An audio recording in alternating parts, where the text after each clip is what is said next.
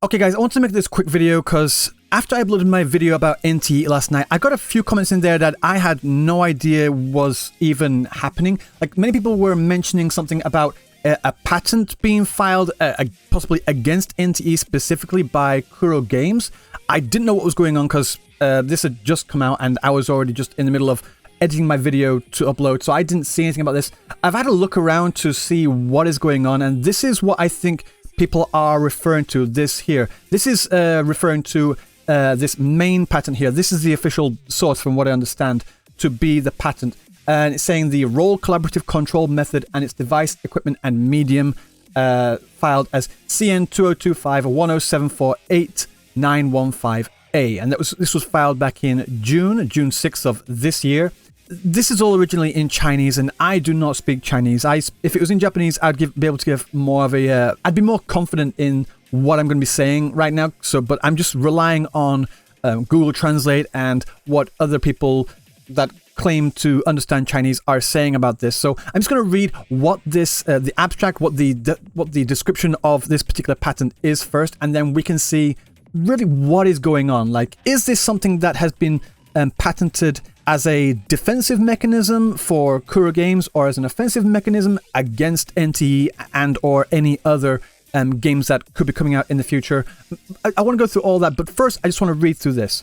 The present application relates to the method for collaborative control of roles and its device, equipment, and medium. I'm guessing this collaborative control of roles thing is talking about the concerto meter specifically.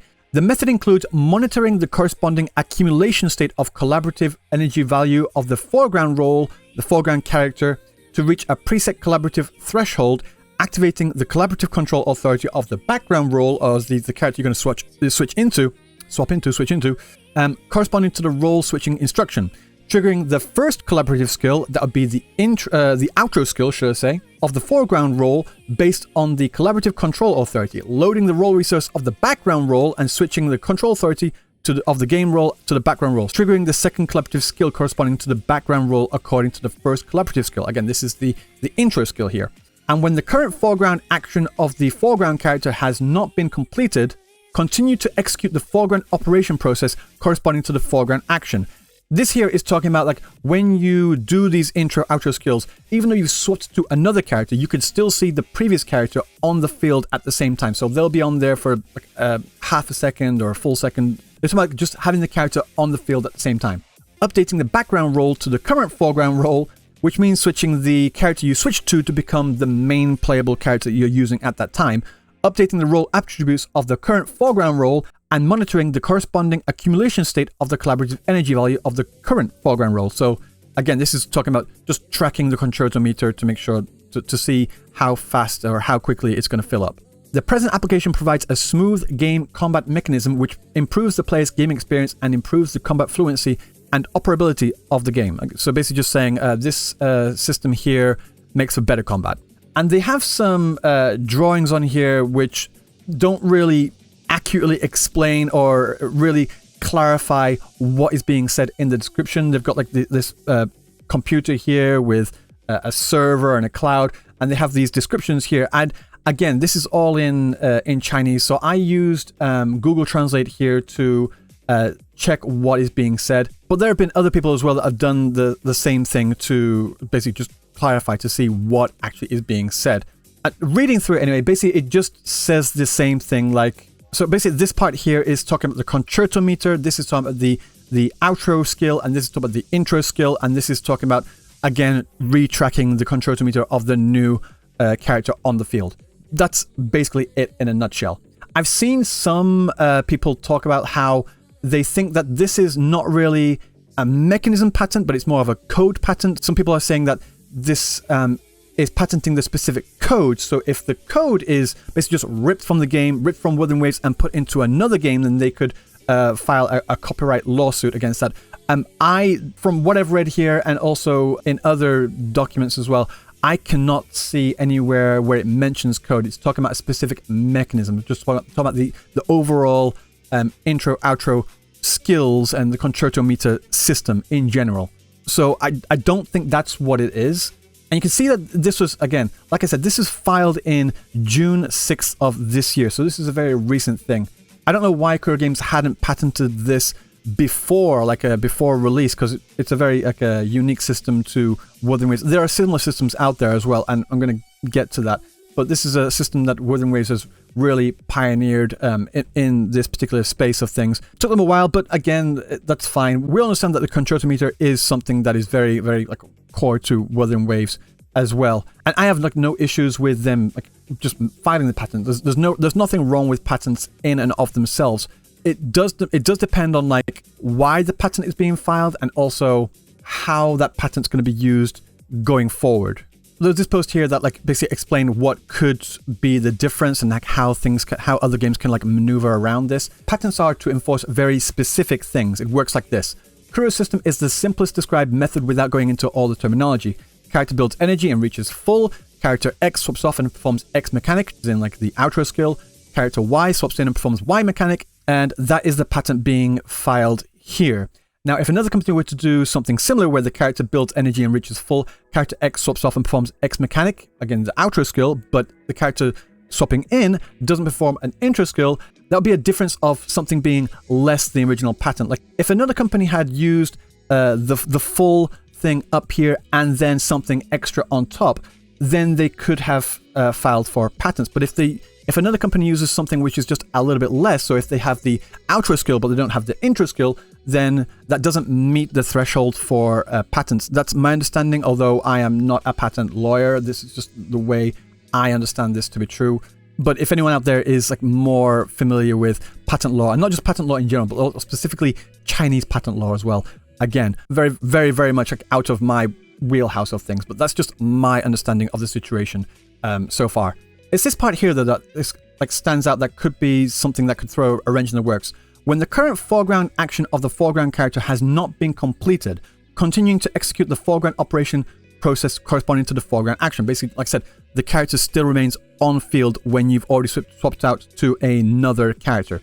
So I've got my playthrough of NtE. This is right at the very beginning as well. So I want to look at how, when they introduce this Esper cycle thing, because the Esper cycle thing is very, very similar to the concertometer. There is a difference. I'm going to explain what that difference is, in my opinion, anyway, after this. But let's just see if they meet that threshold of having the character stay on field while the new character has been swapped in. So this is the main character here, and I'm going to just put the speed down to 1/3 of the speed. So 1 attack, 2 attack, 3 attack. Okay, so here we can see that Mint has been swapped in, and then we also still have the main protagonist, the main character, on the field as well. So the character is still on field. And what I understand of the actual attacks as well is that there is an intro skill. I think it's an intro skill. There is an intro skill, but there's not an outro skill. Or it could be the other way around. There could be an outro skill, but not an intro skill. Okay, let's just see if the characters, again, swapping from Mint to main protagonist to main character here. So yeah, you can see that Mint is still on the field while the character swaps in, and it triggers the Esper cycle Blossom. And that's the thing that's different, in my opinion anyway, of the concertometer and also the Esper cycles. When playing through NtE, this mechanic was, if anything, a lot more similar to Genshin than it was to Wuthering Waves, in my opinion. Of course, there is a thing of something being built up, a meter being built up. And if you don't build that meter up, then you can't perform the mix. But that's the thing, it's a mix. The build-up wasn't in order to pull off the intro skills or the outro skills or to proc certain buffs. It's to proc certain element mixing, which is a little bit different. Again, I really don't like comparing games to other games, but that's the essence of this video and this conversation right now, so I really can't avoid it. The way the combat system for NtE felt for me was like if Genshin Impact and Wuthering Waves had a baby born out of hate fucking. And honestly, I do not mind it at all. I've said since the very start, since the start of my channel, that I do not care what these games steal from other games, as long as they only steal the good stuff and leave all the bad stuff. And if they are going to steal some of the good stuff as well, just as is, then make it better as well. Or just change it in a certain way to make it your own. I actually had some people in my comment section as well, basically calling out Hotter Studios as being a scummy company for copying Wuthering Waves. And I don't really agree with that mindset. I mean, if you have that mindset, that's perfectly fine, and you're fine to have that opinion. Just my personal opinion is that I don't see it as a particular problem. I have no issues with companies borrowing certain aspects from other games, like take this from here, take that from there, mash it all together, see what you get. I don't mind that at all, and to have a lot of people dogpiling on Hotter Studios for similarities, and there are similarities, I do not disagree like at all. There are definitely similarities in there, but to see people like dogpiling on Hotter Studios is just very, very strange, because just last year as well, when we had the situation with Nintendo and Palworld, and I'm not saying it's a direct one-to-one, because we don't know about this. Like, again, it remains to be seen.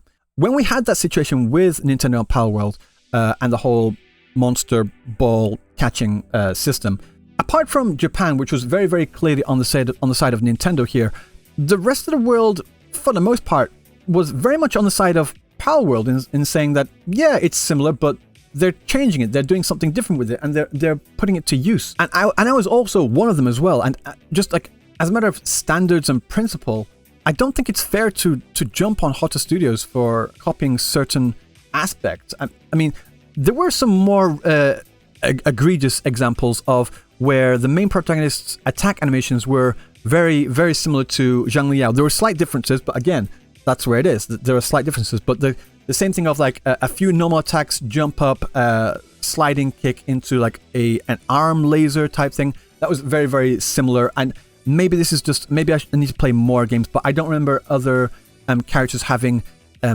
as similar combat styles as Zhang Liao to that degree. But even then, I don't mind it as well. I thought it was like, oh, that's pretty cool. And at the same point as well, like there are certain attack animations in Wuthering Waves as well. Like Scar, for example, has a lot of very similar attack animations to several different Elden Ring bosses. And when this was put into the game, when people noticed this, the overall opinion of the community, from what I remember anyways, was like, oh, that's cool. Like, why is anyone getting like angry at that? Of course, there were the horror shills that were like ripping off, saying, oh, Wuthering Waves can't do anything original, but that's what they want to do, you know? But like people that were very much on the side of Wuthering Waves and Kuro games, they saw this as a pretty cool tribute or reference or something like that. And I'm inclined to say the same thing about the attack animations of the main protagonist, the Appraiser, in regards to Zhang Liao. But when it comes to this here as well, for me, yes, it is similar, but there's enough differences in there.